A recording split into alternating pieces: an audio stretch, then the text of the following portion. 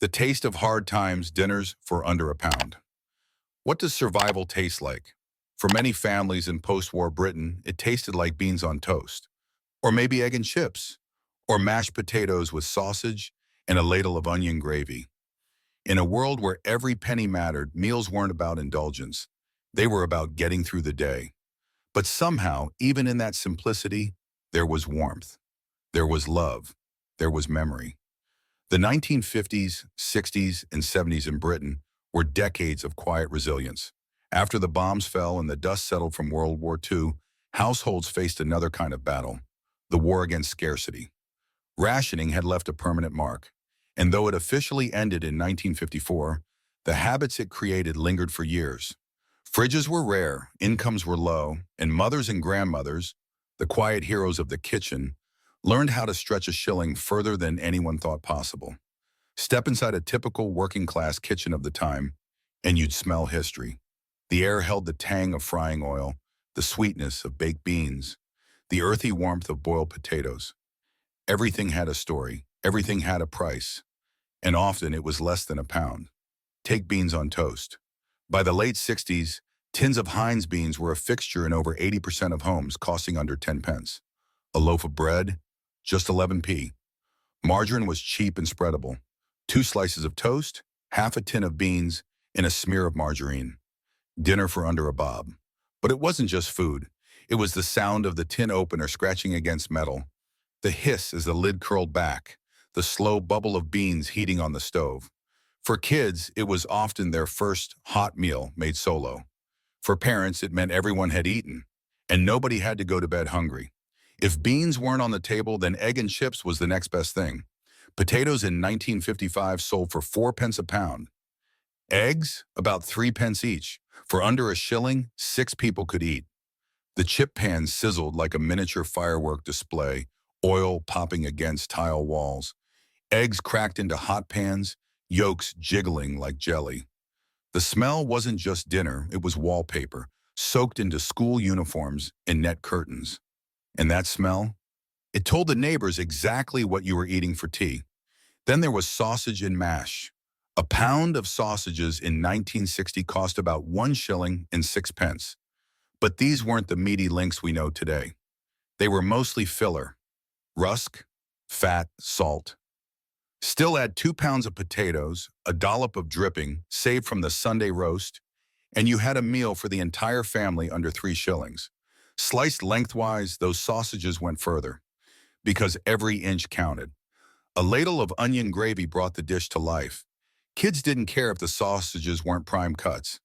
It was hot, filling, and familiar. These weren't dishes you'd find on restaurant menus, but to millions, they were the definition of comfort. In kitchens with chipped tiles and worn linoleum under the soft flicker of yellow ceiling bulbs, these meals fed not just stomachs, but spirits. They were cheap, they were cheerful, and they were home, making something from nothing. Poor meals made rich with love. When there wasn't quite enough to go around, clever hands found a way. If 3 sausages weren't enough to feed 6, a Yorkshire pudding batter could stretch them. If Sunday's leftovers looked too meager, they became Monday's masterpiece. In working-class Britain, being a good cook wasn't about gourmet meals. It was about turning scraps into sustenance, and sometimes into something that felt like a feast. Toad in the hole was just that. A couple of tired sausages, some flour, a splash of milk, and a single egg, whisked together and poured into a roasting tin. As it baked, the batter puffed golden around the sausages, rising like magic. It looked like luxury, even when the ingredients said otherwise. Kids giggled at the name, fought over the crispy corners, and mothers praised it for one very practical reason. It cooked itself while they got on with the washing or ironing. Then came bubble and squeak, the kitchen's answer to waste not, want not. A mound of cold mashed potatoes, a few wilted cabbage leaves, maybe some carrots or sprouts from Sunday's roast, chopped and fried until they sizzled. The name came from the noise in the pan and the laughter it often brought. It cost nothing but tasted of everything: thrift, tradition, and stubborn pride. In mining towns across northern England and South Wales, it was a staple, a badge of ingenuity worn in cast iron skillets. Corned beef hash brought a metallic clink of its own, the sound of that odd little key turning around the tin. It almost always snapped halfway, leaving dads to jab at the can with a knife, muttering under their breath. Inside, a block of salty Argentinian beef, cheaper than anything from the butcher and never needing refrigeration. Fried with potatoes and onions, it became something rich and hearty.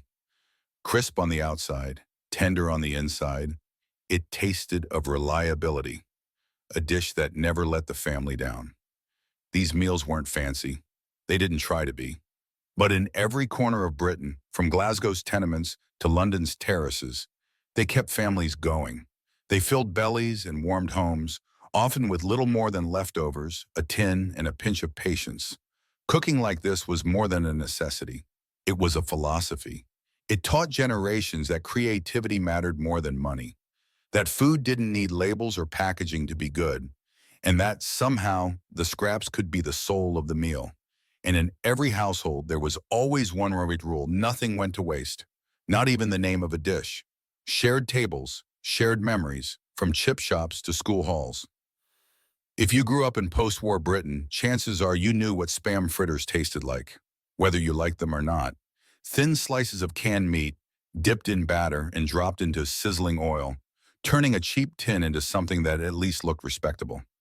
Chip shops sold them by the millions. Mums copied the recipe at home.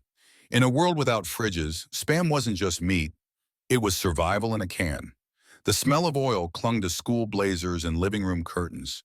It filled the street before you even stepped inside the door.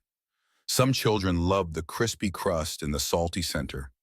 Others swore never to touch it again. But either way, it was a fixture of the national diet.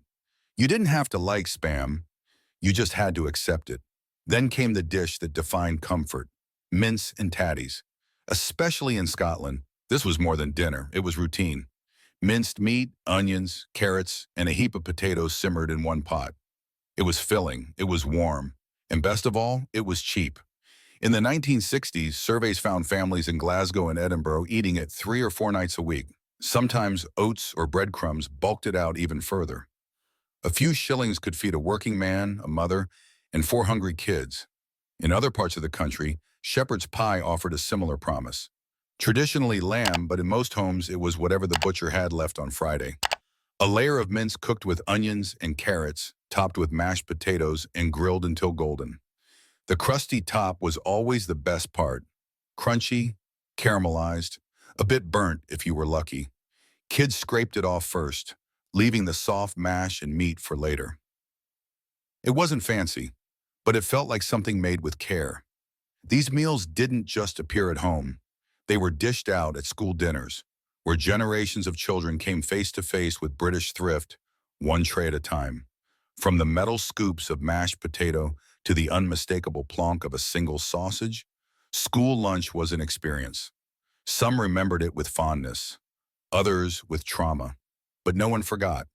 The cafeteria smells, onions, vinegar, overcooked cabbage, were just as strong as the memories. For children, it was often the only hot meal of the day. For dinner ladies, it was a daily challenge: feed hundreds, with pennies per plate. And somehow they did it. In these communal spaces, chip shops, school halls, canteens, food became more than nutrition.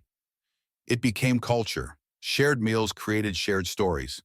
And whether you loved the Spam fritter or hated the liver and onions, you knew exactly what it meant to sit at a working-class table in Britain.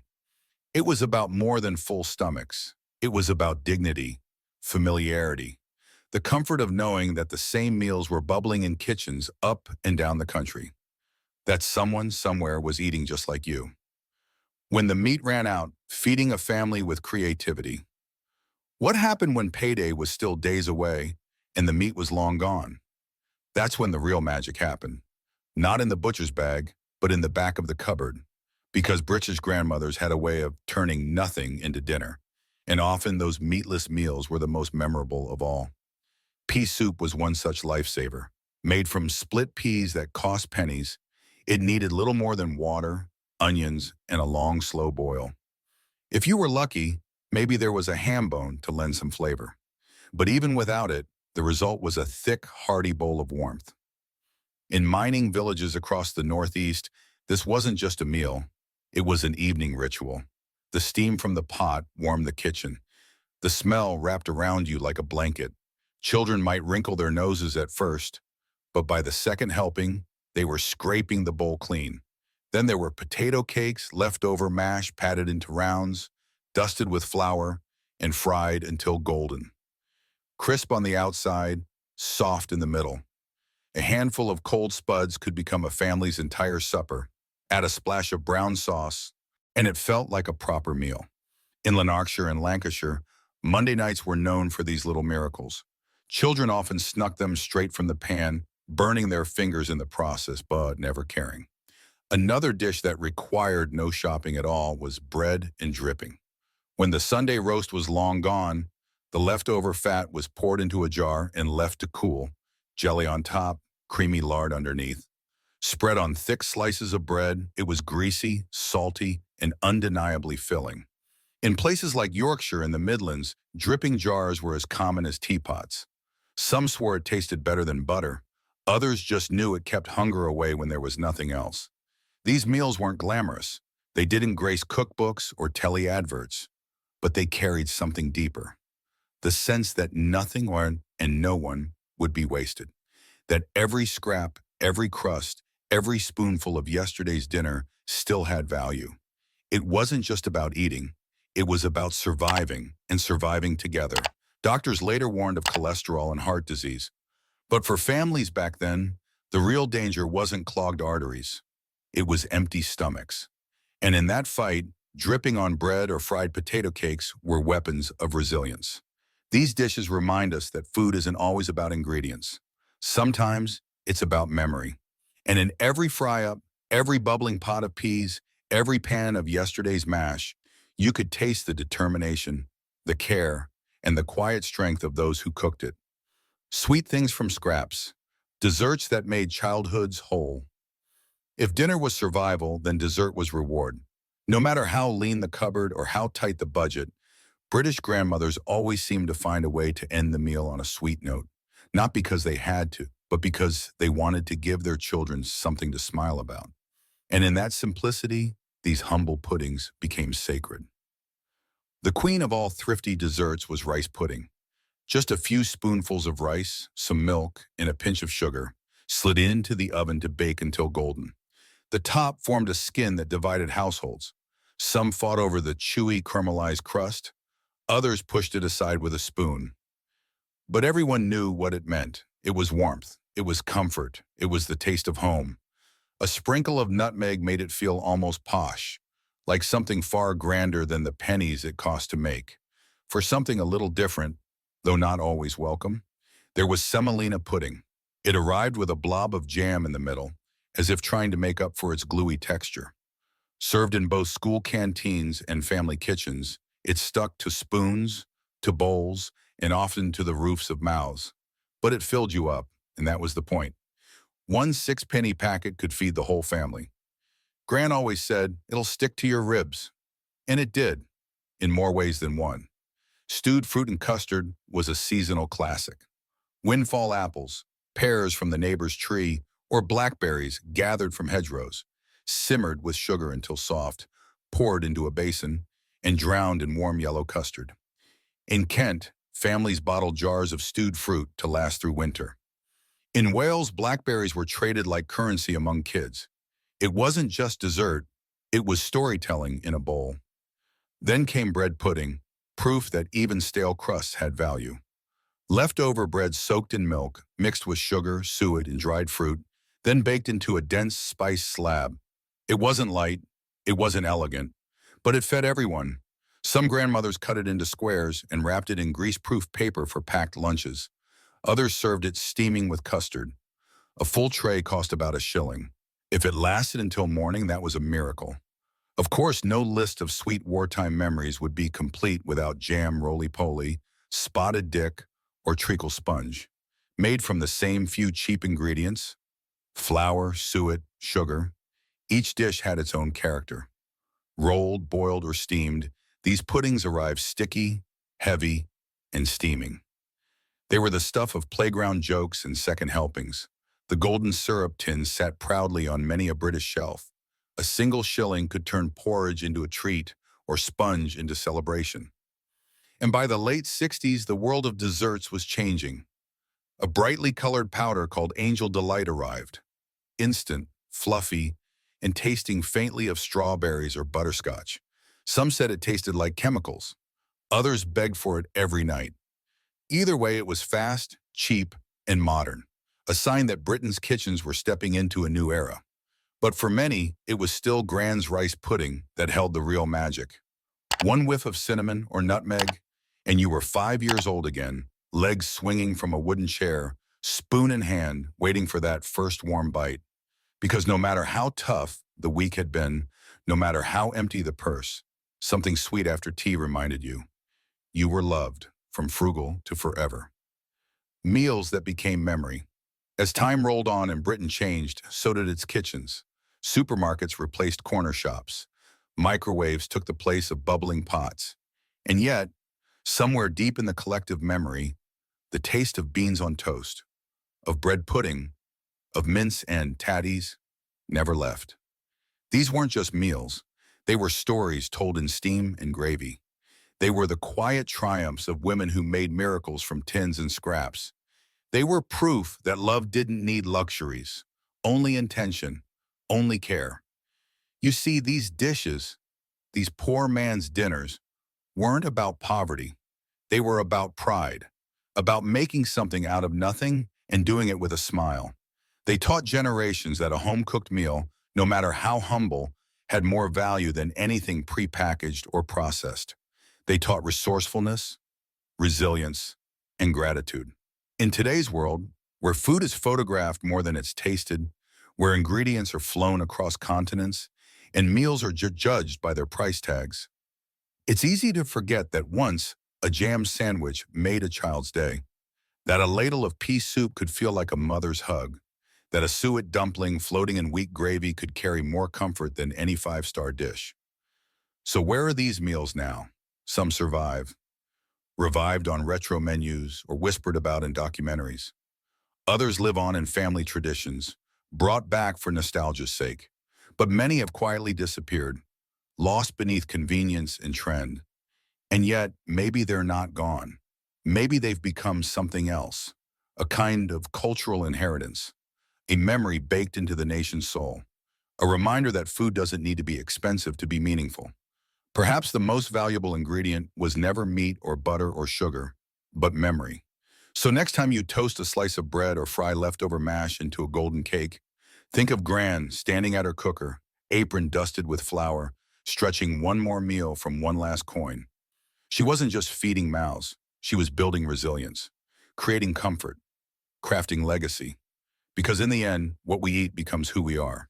And sometimes the cheapest meals are the ones that stay with us longest. But was that really all there was to it?